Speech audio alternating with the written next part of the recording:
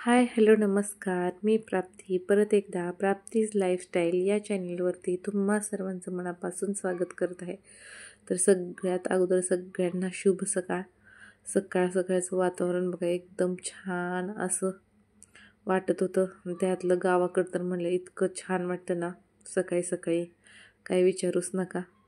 आणि इतकी छान अशी फुलं उमललेली होती तर मला राहवलंच नाही, मी थोडासा व्हिडिओ घेतलेला आहे इथं. तर उन्हाळ्यात जेव्हा जातो ना त्यावेळेस काहीच नसतं, पण दिवाळीच्या जेव्हा सुट्ट्यांना जातो ना अशी मस्त सगळीकडे हिरवंगार झाडी फुलं वगैरे असतात. तर इतकं छान वाटतं ना सकाळी सकाळी एकदमच मस्त. बघू शकता किती छान छान फुलं आहेत, एकदम मस्त अशी. आणि देवाला ही फुलं इतकी असतात ना गावाला काय विचारायलाच नको. नाहीतर आपल्याला इथं 15-20 रुपयाची फुलं इतकी भेटतात आणि गावाकडं दारामध्येच इतकी फुले असतात ना की मस्तच पूजाही करायला छान वाटतं देवाची. तर बघू शकता आत्ताच सूर्यही निघालेला आहे, कोवळं ऊन पडलेलं आहे आणि आत्ता बहुतेक वाजले असतील 7:30 वाजले असतील. आणि आजीने बघा चुलीला पोतरा दिलेला आहे. तुमच्या इकडं काय म्हणतात माहीत नाही, आमच्या इकडं तर चुलीला पोतराच देणं असं म्हणतात. आणि इकडं मम्मीचं चाललेलं होतं चहा करायचं. आणि बघू शकता ही माझी आजी आहे आणि ती मम्मी आहे. तिकडं मम्मी चहा पित नाही त्यामुळं मम्मी सगळ्यात अगोदर दूध करून घेतलं, मम्मी पित आहे आणि आमच्यासाठी चहा ठेवलेला आहे. आणि हे बघा माझी आजी, हे रोजचं डेलीचं काम आहे. दुभत्याची जनावरं असेल ना तर रोज न चुकता असं ताक करते, म्हणजे करतेच.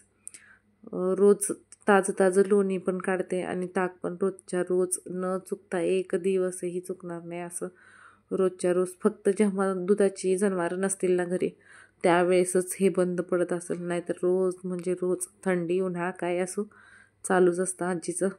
आणि हे बघा आमची बच्चे कंपनी. तर हे माझ्या मावस बहिणीच्या 2 मुली आहेत आणि ही मधली मोठी माझी तर माहितीच आहे आणि इकडं भावाचा मुलगा आहे. आणि वेदिकाला काय झालं काय माहिती, जसं गावाला आले ना म्हणजे यायच्या आधीपासूनही तिनं चहाही बंद केला आणि बिस्किटही खात नाही. तर पिलं तर ती दूधच पिते. तर त्याच्यामुळं तिला आता सध्या काहीच नको होतं, त्यामुळं ती बाहेर खेळत होती. आणि हे बघा सगळे बसून चहा बिस्किट खात होते. आणि त्यानंतर मी काही व्हिडिओला शूट केलं नाही. आणि त्या दिवशी होता माझा बड्डे आणि इथं भैया आणि वहिनी आले होते केक घेऊन. तर त्यांनी मला ओवाळलं वगैरे सगळ्यांनी. आणि गावाकडे हे मम्मीच्या माम्या होत्या आणि ही आहे ना माझी मोठी मावशी आणि माझी आजी. आणि हे बघा सगळे बच्चे कंपनी. आणि त्यानंतर आम्ही केक वगैरे कट केला. आणि गावाकडे इतकं मस्त वाटतं ना, सगळे असतात. एवढं वेळ कसा जातो ना तोही कळत नाही. त्यामुळं मला खरं सांगते व्हिडिओ करायचं कधी मनच झालं नाही, तरी थोडासा घेतला आहे. आणि त्यानंतर आम्ही माझ्या मोठ्या भावाकडे गेलो होतो. तर भाडेकरू आहेत ना तर त्यांच्याकडं ना त्यांनी ससे पाळलेले होते आणि लेकरांना एवढं हे होत होतं ना तर त्यांनी थोडासा व्हिडिओ घेतला. मी तर काय केले नव्हते, पण मुली गेल्या होत्या, त्यांना इतकं छान नाही का वेगळं काहीतरी वाटत होतं आणि इतकी छान छान पिलं होती ना सशाची. तर त्यांनी थोडासा व्हिडिओही घेतला आहे आणि ते मस्तपैकी खेळूनही आले होते. तर तोच व्हिडिओ मी या इथं जॉईन केलेला आहे व्लॉगमध्ये. तर बघू शकता इतकी छोटी मस्त अशी पिलं होती सशाची.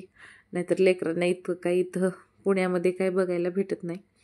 आणि त्यानंतर मग आमच्या कॉलनीमध्येच गजानन महाराजांचं मंदिर झालेलं आहे नवीन. माझ्या लग्नाच्या आधी इथं नव्हतं, आत्ता झालेलं 1-5-6 वर्ष झाले असतील. तर मी गेलेच नव्हते, त्यामुळं मम्मी म्हणली की चल खूप छान मंदिर झालेलं आहे कॉलनीमध्ये.